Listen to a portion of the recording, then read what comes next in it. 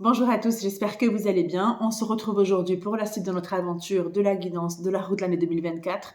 Alors, je ne vais pas à chaque fois réexpliquer quelle est l'utilité de ce que je vous propose. Tout est dans la description de la vidéo, donc je vous invite vraiment à lire la description de la vidéo pour que vous puissiez aussi nous rejoindre et commencer cet exercice. Moi, je préfère dire cette exploration. Vous avez déjà 2 vidéos, celle du 1er janvier et celle du 2 janvier, où à chaque fois aussi, vous avez des informations. Je le dis aussi pour celles qui prennent et ceux qui prennent l'exercice en cours de route.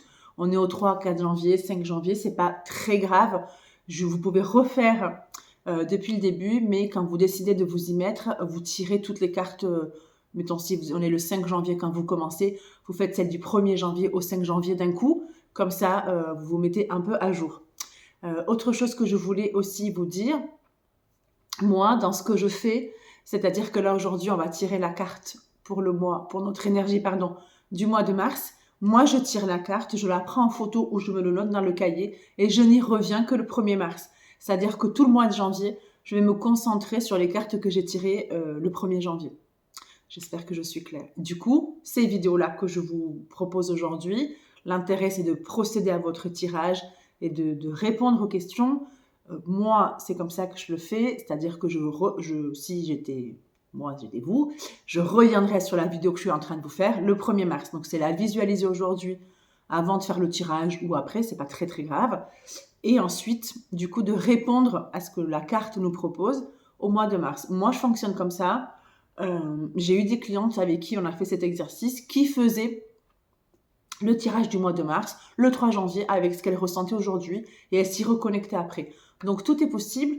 Ce qui compte en fait le plus, c'est que vous preniez du plaisir à faire ce que vous faites, de ne pas vous sentir obligé de le faire d'une certaine façon. Moi, c'est une proposition et ensuite, vraiment, adapter les outils. C'est comme tout dans la vie. Adapter les outils, voyez ce qui vous fait du bien, voyez comment vous avancez. Peut-être que au 1er janvier, au 10 janvier, vous ne serez pas du tout dans la même énergie qu'au 1er janvier, dans la façon de faire vos tirages, dans la façon de ressentir. On peut aussi avoir des moments où on est fatigué, on a moins d'énergie, du coup on est beaucoup moins réceptif. C'est pas grave, faites juste votre tirage, fermez votre carnet et vous y reviendrez. Pareil, si on n'écrit pas tous les jours, il n'y a jamais rien de grave, mais je veux dire encore moins là.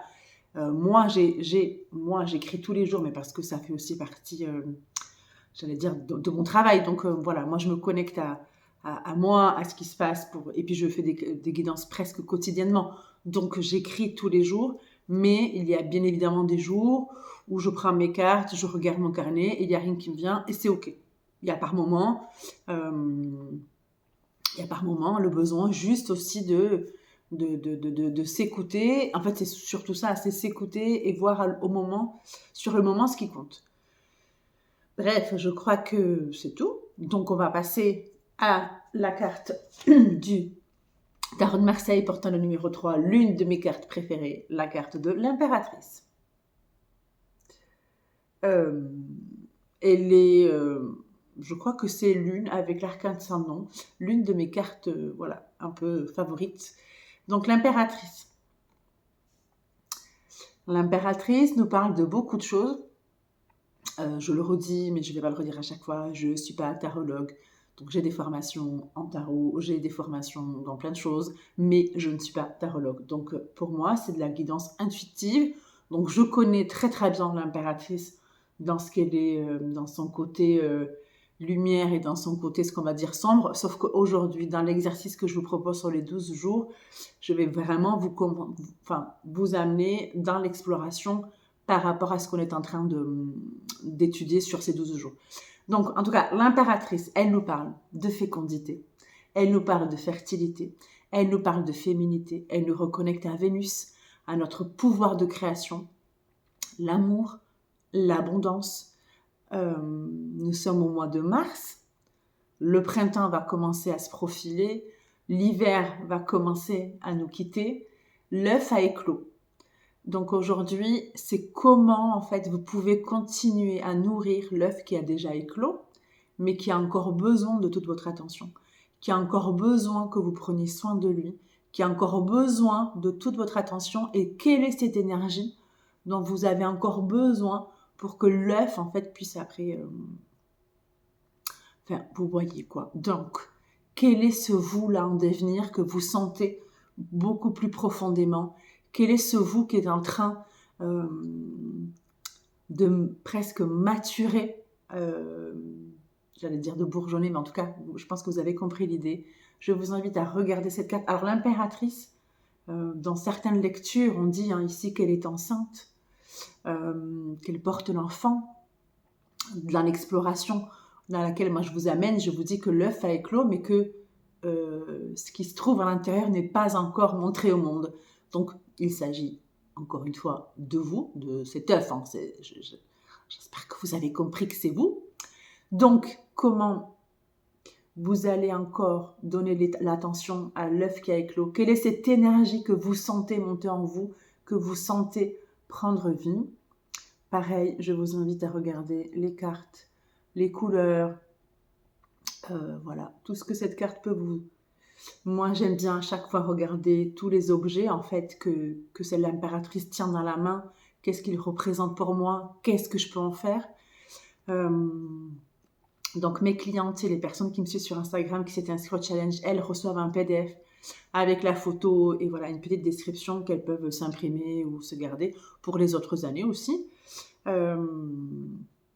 Voilà, donc regardez ici aussi au niveau de la gorge, voilà, on est aussi appelé à comment on va commencer à s'exprimer au monde, comment on va commencer à se raconter aux autres. Voilà, donc l'énergie du mois de mars porteuse de l'impératrice.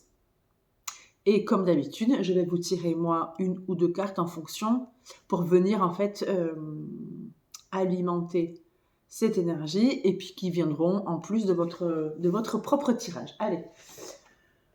Donc pour ceux et celles qui n'ont pas de cartes ou qui ne veulent pas faire l'exercice, ben en fait, vous pouvez aussi revenir sur ces vidéos au mois de mars. Et du coup, vous aurez l'énergie prépondérante pour le mois de mars. Donc moi, comme je fais chez moi, je le fais que je suis pas en vidéo, et ce que je vous invite à faire au moment de votre tirage, c'est simplement de vous connecter et de demander une carte qui est représentative ou qui est porteuse de l'énergie de l'impératrice et qui vous accompagnera tout le long du mois de mars. Voilà. Moi, c'est l'intention que je pose et je bats les cartes. Aussi, quelque chose de très important qui m'est arrivé hier, donc du coup, je voulais vous le partager. Hier, le jour 2, donc pour mon mois de février, j'ai tiré. Alors moi, j'avais pris 3 cartes en janvier. Et en février, j'ai 2 cartes qui sont tombées identiques de celles de janvier. Donc, c'est pas grave. Moi, je les garde. C'est vraiment que le message est appuyé.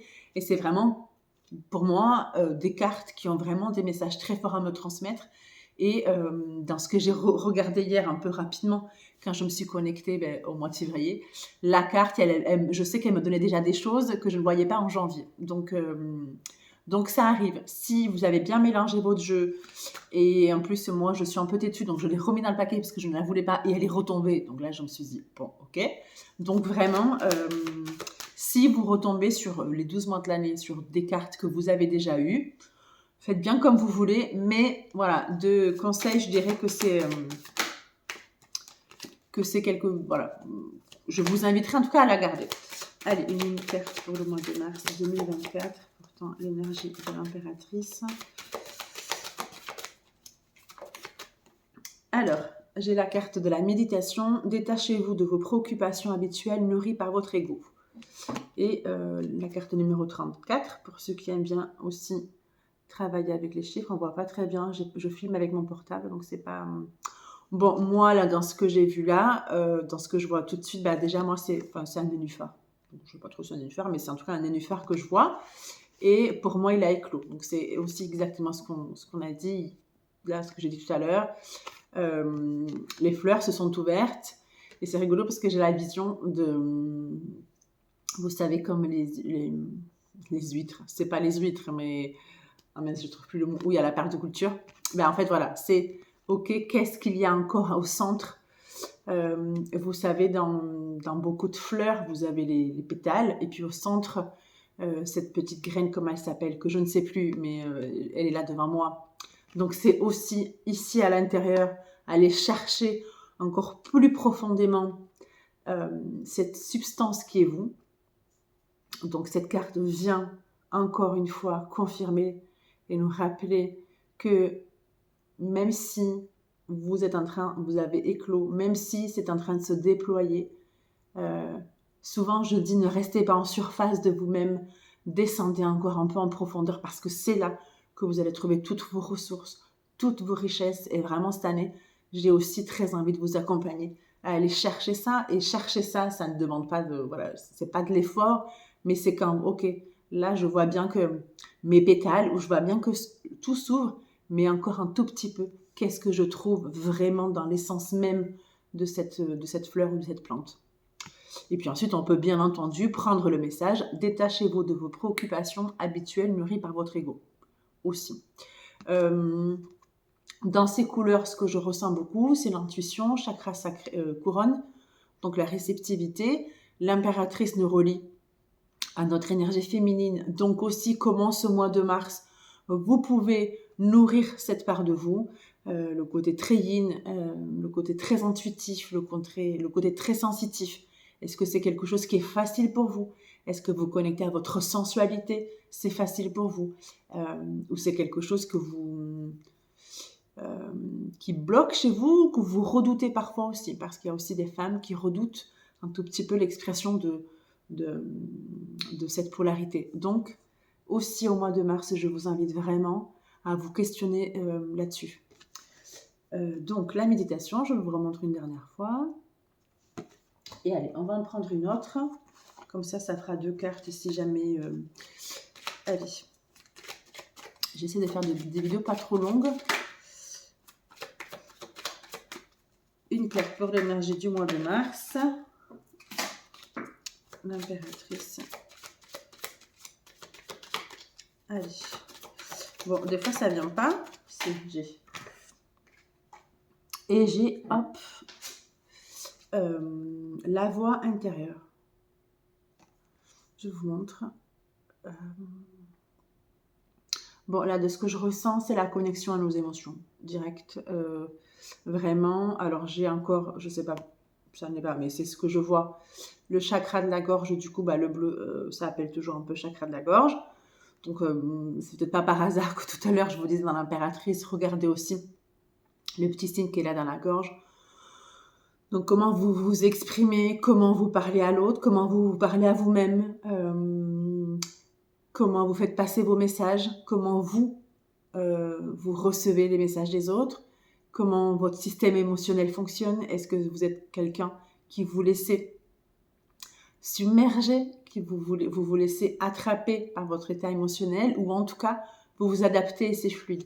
C'est vraiment ce que cette carte vous invite à observer. Pas à travailler, mais en tout cas à mettre vraiment du mouvement à l'intérieur de vous, dans vos émotions, à ne pas les laisser. Parfois, on a peur de s'exprimer, on a peur de se dire, peur de dire à l'autre, peur de se dire à soi. Et donc, du coup, ça monte. J'ai l'impression que alors ça n'est pas, mais que c'est un tambour comme une machine à laver, et que l'eau monte pour nous recouvrir. Et du coup, en fait, on se sent complètement dépassé et submergé. Et donc, pour moi, les émotions ne se contrôlent pas. Cependant, les émotions ne doivent pas non plus nous contrôler.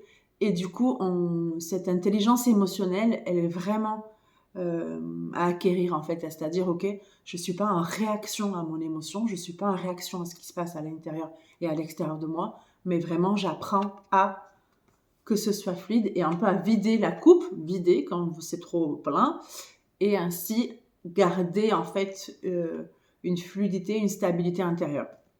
Voilà, chakra de la gorge, chakra de l'intuition, enfin chakra couronne, donc de l'intuition, la connexion à la féminité, à la parole et à vos émotions pour ce mois de mars.